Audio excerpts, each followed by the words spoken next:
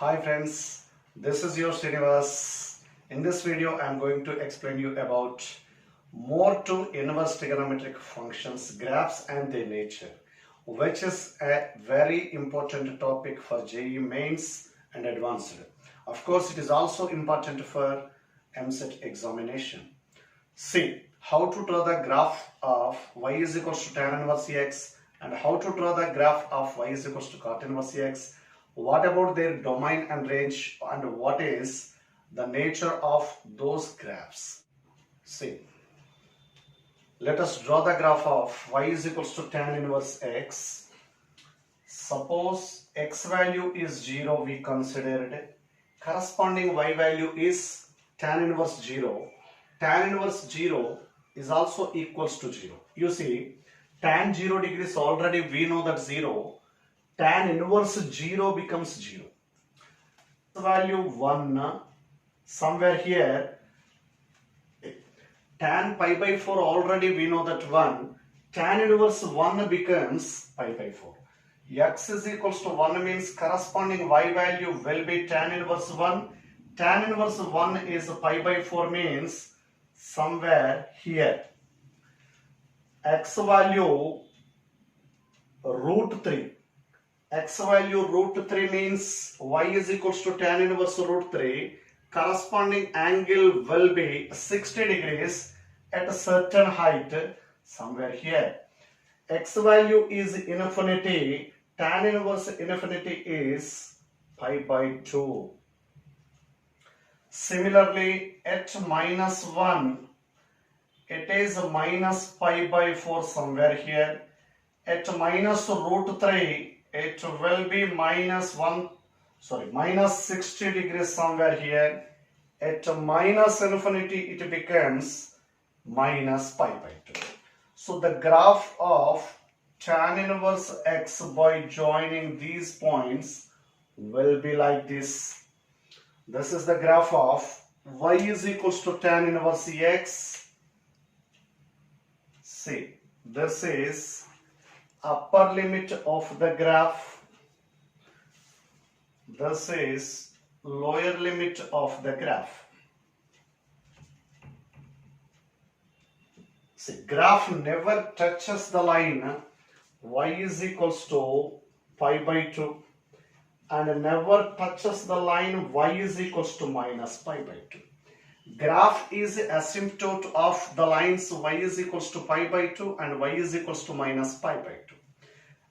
And also, you see that graph is defined for each and every real number on x-axis. So the set of values of x for which the graph is defined is called domain. So domain of tan inverse x is minus infinity to plus infinity, that is nothing but set of real numbers. And what about its range? Range, how to identify the range of the graph? We have to find out the boundaries of the graph.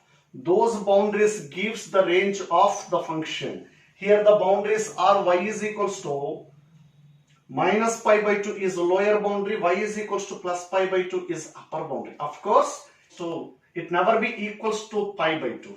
Whichever the value of x you consider, it doesn't takes the value y is equals to pi by 2. So that graph upper boundary is pi by 2, lower boundary is minus pi by 2. Its range is open interval minus pi by 2 comma pi by 2. Moreover, actually tan x is not 1 1. To define its inverse, we have to restrict its domain so that it is 1 1. Of course, its range is R. That's why by considering codomain is R, automatically it will be on 2. But we have to restrict its domain from R minus 2n plus 1 into pi by 2 to open interval minus pi by 2 comma pi by 2. So tan x is defined from open interval minus pi by 2 comma pi by 2 to R. And on this domain, tan x is 1 1 and also onto, because its range is capital R, considered codomain is also capital R. That's why it is both 1, 1 and onto, its inverse exists. Its inverse domain and codomains will be interchanged with range and domains of tan x. So that's why tan inverse x domain is or range is, tan inverse x domain is or range is open interval minus pi by 2 comma pi by 2. So these are domain and ranges of tan inverse x. Observe that it is continuous everywhere on its domain. We can draw the graph of tan inverse x continuously without lifting marker from the board. If any function graph having such nature, it is called a continuous function. Where it is continuous? Throughout the domain of tan inverse x, it is continuous. So it is continuous everywhere on the set of real numbers. And what about differentiability nature? It is differentiable everywhere on its domain, because see, graph of tan inverse x is not discontinuous anywhere. Graph of tan inverse x is not having sharp edge anywhere. Throughout the domain, it is a smooth curve. Even at 0, it is taking turn, but it is smooth curve only, not sharp edge. That's why it is differentiable everywhere on its domain. Continuous everywhere, differentiable everywhere. And also observe that from left to right on x-axis, x values are increasing. Whenever x values are increasing from left to right, corresponding graph values are also increasing. That's why throughout the domain, tan inverse x is always increasing function. Okay, whenever it is increasing function, its nature is, if tan inverse x greater than tan inverse y, then it becomes x greater than y. For increasing function, as it is, inequality will come. If it is a decreasing function, inequality will be reversed, so that it is increasing function everywhere. So this is about tan inverse x. See, to draw the graph of y is equals to cot inverse x, let us consider few values, known values. Of course, we know that cot pi by 4 is equals to 1.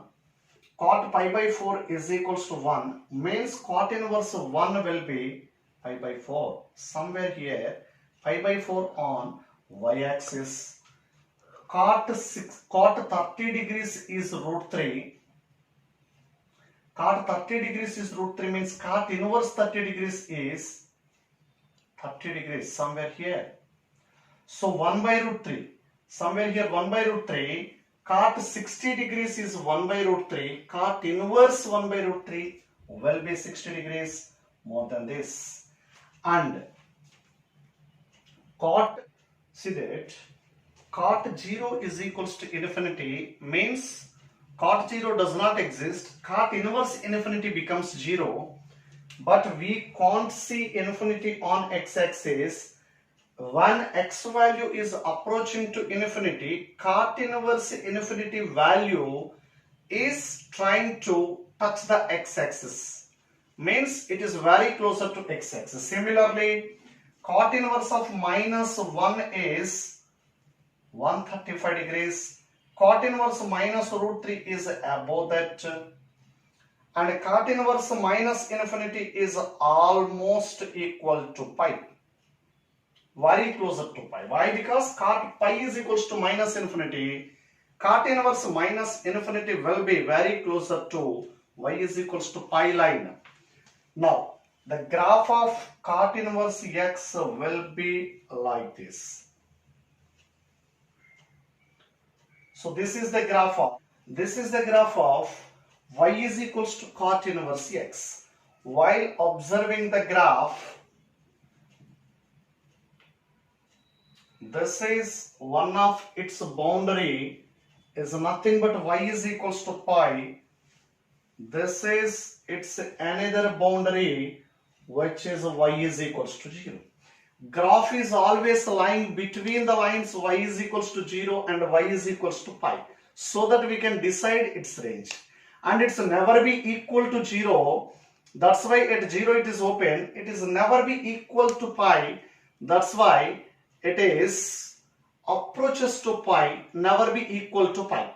So these are the boundaries so that we can decide its range. And observe that for check, the graph is defined for each and every value on x-axis. That's why it is defined for a whole set of real numbers. Wherever cot inverse x is defined, such x values set is called its domain. Range also can be decided easily. Basically, cot x function is not 1, 1. Its inverse does not exist. In order to get its inverse, we have to restrict its domain. By restricting cot x domain from actual cot x domain is R minus set n pi such that n belongs to z. From there onwards, we have to restrict its domain to open interval 0 comma pi to capital R. Then it is both 1 1 and onto. Now its inverse exists. Inverse domain is R, range is open interval 0 comma pi. Okay, domain and range completed. And you see, cot inverse x graph is always continuous on its domain. Throughout the domain, we can draw the graph continuously without breaking it. Nowhere it is discontinuous. That's why it is continuous on a whole set of real numbers. And what about its differentiability nature? Cot inverse x is also differentiable because it doesn't have any discontinuous point. It doesn't have any sharp edge. That's why there is no point of non-differentiable. So that it is differentiable everywhere on its domain. And left to right, as x values are increasing, corresponding y values are decreasing or coming down. So that's why cot inverse x is always decreasing function. Decreasing function nature will be if cot inverse x greater than cot inverse y, by implies x less than y. This is very important inequality while solving problems in inverse trigonometric functions. Okay, it is also 1 1. While drawing any line parallel to x-axis, it cuts always the graph at only one point, so that it is 1 1 function. It is also onto. Why? Because its codomain considered as 0 comma pi. Its range is also 0 to pi, open interval. That's why it is both 1 1 and onto. Whenever a function is bijective, its inverse also bijective. Function is bijective, its inverse exists. After existing the inverse is also bijective. Okay, this is about y is equals to cot inverse x.